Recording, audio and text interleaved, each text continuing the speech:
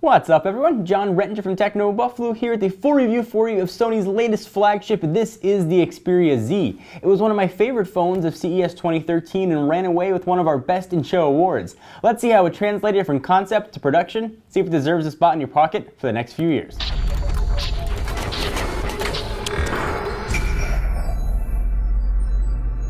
Alright, so before we get to the full review, let me remind you what the Xperia Z is rocking. There is a lot under the hood here. You're looking at a 5-inch 1080p display. It means it's got a resolution of, say it yourself real fast, 1920 by 1080, giving it a 441 ppi. It's running Android 4.1 at launch, but Sony is hopeful that they'll be able to get 4.2 on it. 1.5 gigahertz Qualcomm Snapdragon quad cores, 2 gigs of RAM, 16 gigs of storage, but you can up that with a micro SD card. On the back, it's got a 13 megapixel camera, 2 megapixel on front, Bluetooth 4.0, 802.11 BGN, and a 2,330 milliamp hour battery. Alright, so before we get into the full review of the phone, let's get this one out of the way. Call quality, if it's not going to make good phone calls, it's not really going to be that useful for you. Call quality is actually very good. This is an OEM unlocked version. It does not have compatibility for AT&T's LTE network, although we did test it on AT&T. Call qualities were great. Speaker volume was pretty loud. No one had any issues with hearing us. And in our 20 call drop test, we did not have any. So thumbs up to Sony for that. So this phone is a kind of a mixed bag for me. I had really high hopes after seeing it at CES. I loved the way the phone felt. I loved the waterproofingness of it, which I'll talk about at length.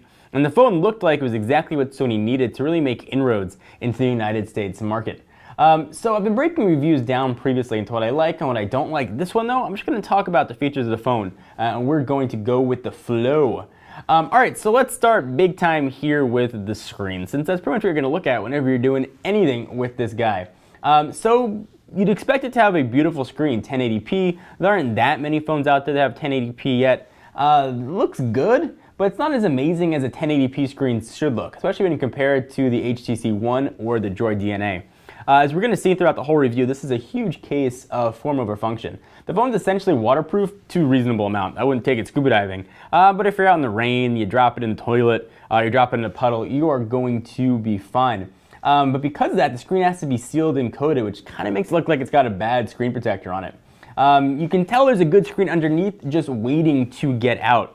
And I really wish that we could have seen what that beautiful screens look like. Sony is really known for beautiful display technologies. I just don't feel like that's being shown here with the Xperia Z. One other issue that I've got with the phone, it's got a beautiful 5-inch screen, but a lot of it's taken up with these on-screen buttons, which is kind of annoying. Now it's nice that the on-screen buttons can change contextually depending on what app you're in, but if you're using one of the more common apps, at least for me, the browser, you can really see a difference with how much content is shown. So if I bring in the HTC One, which actually has a smaller screen, this is a 4.7-inch screen versus the 5-inch screen on the Xperia Z, you can see that I can see more content here on the One. I can see that third article down below, which I just can't do here on the Z. And you see that they're both at the top of the page. You can't scroll up any higher. So all the content I really want to see on the Xperia Z, you can't see because that real estate is being taken up. There's a huge bezel here down below, which looks like it'd be a great place to put actual buttons. So I would have really liked to have seen that. Viewing angles here aren't that great as well. I think that's another case because of the coating on the screen. So if you're looking at it from a slight angle, you're going to have a really hard time seeing it. And it's almost impossible to see in direct sunlight. It's actually one of the worst phones I've seen in direct sunlight, or not seen, I should say. And that again is more than likely due to that screen coating on it that makes this phone waterproof. So something I do like about the phone, I really sort of dig the design. It's like a giant slab in your hand. That huge power button lives right here on the right hand side, and at first I found that a bit of an odd design cue, but I found myself really getting used to it. I love the fact that it was big and pronounced. I can actually find it very easily. Having the volume rocker up and down below it was certainly something new, but muscle memory after a few days made it pretty easy to keep up with. All the ports on this phone are covered because it is waterproof, which is nice if you're out in the rain, but it can definitely make it annoying if you want to plug in a headset or you want to charge your phone or do anything that would involve a peripheral port on here. Definitely something to keep in mind. So a lot of people are asking, why would you want a waterproof phone? Besides the obvious ones of dropping in the toilet or a puddle. If you take a phone out in the rain, especially a phone that's got a 3.5mm headset jack on the top, if a water droplet should get in there, oftentimes there is a moisture sensor, and if you take the phone in to get warranty serviced, it will be triggered to show that there is water damage to the phone. So that's one thing at least to consider. The camera is another big story here, and the camera was really solid, especially in low light. Sony's got their Bravia Engine 2 in here, which absolutely helps tremendously with not only viewing images, but taking images and processing anything that has to do with stills and video. The camera quality was really good. Again, especially in low light. If you want to get a better sense of what the camera looks like, we did a full post comparing the HTC One's Ultra Pixel camera with a variety of others, including the Xperia Z, so you can see a full example of what this looks like. This is definitely one of the best smartphone cameras that I've tested. Performance is really quick, as you'd expect from a quad-core, even though most software can't yet take advantage of quad-core. It was a pretty quick phone. Quadrant score of 7,773, which is pretty solid score. Now certainly that's not the go-to test for all phone scores, but it's consistent. I use it in all of my phones, and that's one of the highest ones that I've seen. Things here are pretty fast. Everything you expect to works playing games, browsing the internet, no matter what you're doing, everything here just works quick. And as you expect, there's really no lag at all, especially during scrolling, which sometimes you can see on Android devices. So Sony has gotten rid of not only the Ericsson moniker, but their Timescape and Mediascape UI that we've seen sitting on top of Android. I really like what they've done here. It's very soft. They haven't overly skinned things. They have a lot of ways to let Android be Android. A few interesting things though.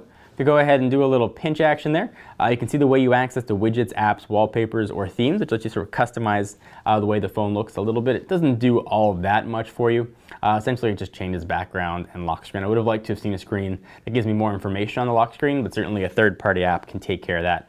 If we go ahead and go back, take a look at some of the widgets that are here, and Sony's got some really nice ones. Some weather widgets, which are really handy, and all the stock Google ones that you see. But in a lot of ways, Sony really didn't do that much here with Android. One area where they did do a couple tweaks was in the app tray here, so you can see what things look like.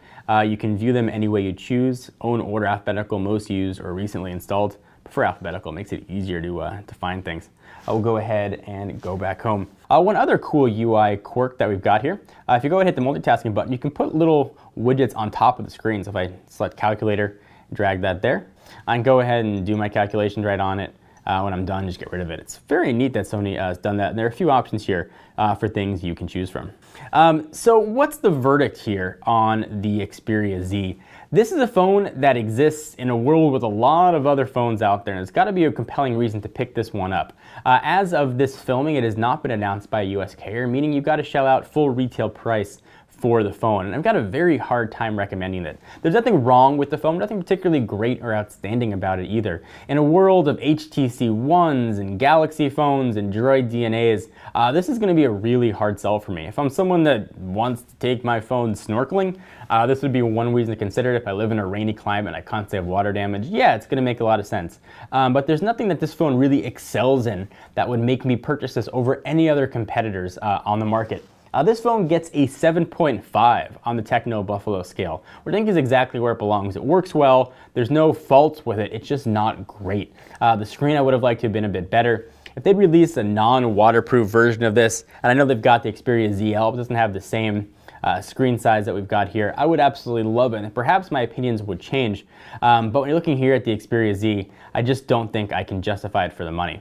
So what do you guys think? Do you agree, disagree with my opinion on the Xperia Z? I would love to hear your thoughts. Leave your comments down below, and please give this video a thumbs up. We definitely appreciate it. Be sure to check us out at technobuffalo.com for the latest and greatest tech news.